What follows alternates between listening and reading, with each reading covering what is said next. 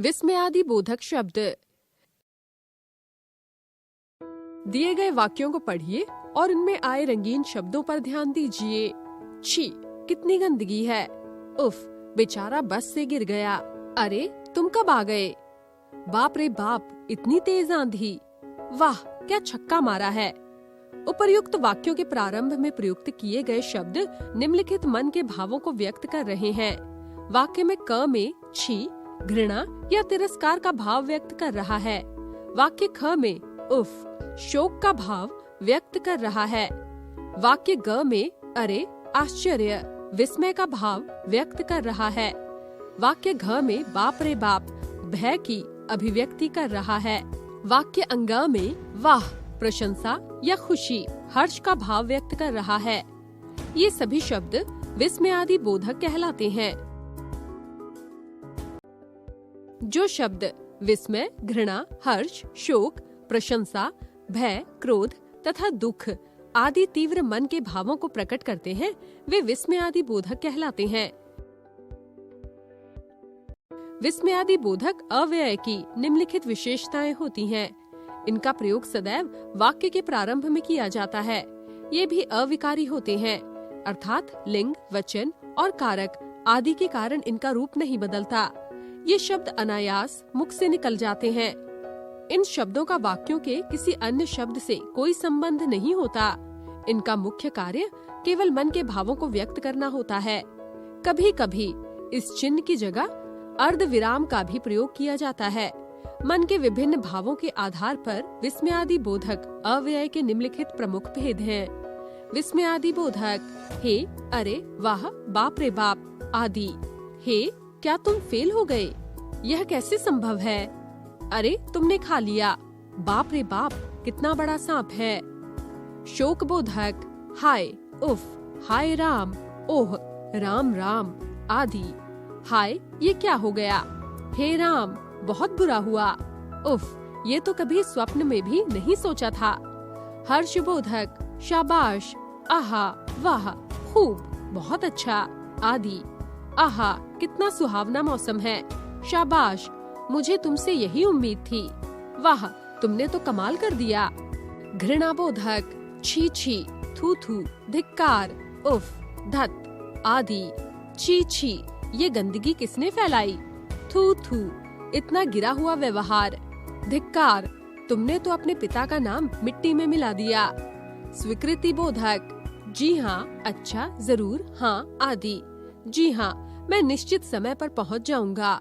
जरूर, जैसा आप चाहोगे वैसा ही होगा। हाँ, मैं ही आपका काम करूंगा।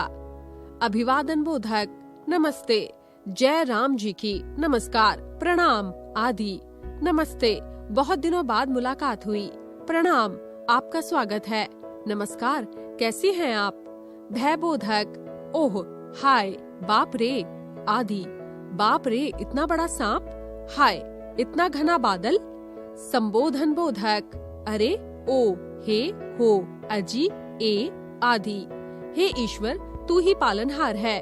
अरे, तुम कहाँ जा रहे हो? अजी, थोड़ी देर तो और रुक जाइए।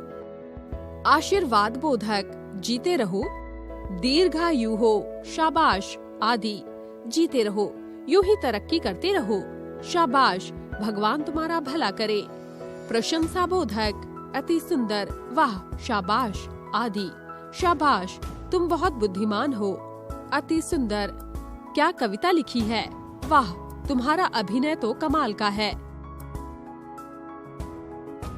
कभी कभी संज्ञा, सर्वनाम, क्रिया और वाक्यांश तक विस्मयादि बोधक अव्यय का कार्य करते हैं। संज्ञा राम राम, बाप रे, राम राम, ये तो गजब हो गया। सर्वनाम कौन, क्या, आप।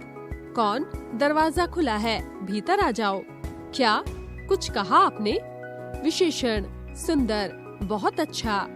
सुंदर, क्या कला का प्रदर्शन किया है। बहुत अच्छा, मुझे तुमसे यही उम्मीद थी। क्रिया हटो, दो लोगों के बीच मत बोलो। वाक्यांश क्या कहा, मारे गए। क्या कहा, जरा जोर से बोलना। मारे गए, अब हमें कोई नहीं बचा सकता। निपात ये ऐसे अविकारी शब्द होते हैं जिनका प्रयोग आवश्यकतानुसार वाक्य में कहीं भी किया जा सकता है। जिस शब्द के बाद इनका प्रयोग किया जाता है उस पर कुछ विशेष बल पड़ता है। निम्नलिखित वाक्यों को पढ़िए और इनमें आए रंगीन शब्दों की भूमिका को ध्यान से समझिए। सुरेश ने ही मुझे मारा है। सुरेश ने मुझे ही मारा है। नानी ने मुझे भी कहानी सुनाई। नानी ने भी मुझे कहानी सुनाई। नानी ने मुझे कहानी भी सुनाई। उपर्युक्त वाक्यों में आए ही तथा भी निपातों का प्रयोग जिन जिन स्थानों पर किया गया है उनसे ठीक पहले आए शब्द पर विशेष बल पड़ रहा है। ऐसे शब्दों को ही निपात कहते हैं। ऐसे अविकारी शब्द जो वाक्य में किसी शब्द या पद के बाद लगकर उसे विशेष बल प्रदान करते हैं निपात कहलाते हैं। निपात शब्द सहायक होते हुए भी वाक्य के अंग नहीं माने जाते, किंतु इनके प्रयोग से वाक्य का विशेष अर्थ स्पष्ट होता है। जैसे मोहन ने ही मुझे पीटा है, तुम भी मेरे साथ चलोगे।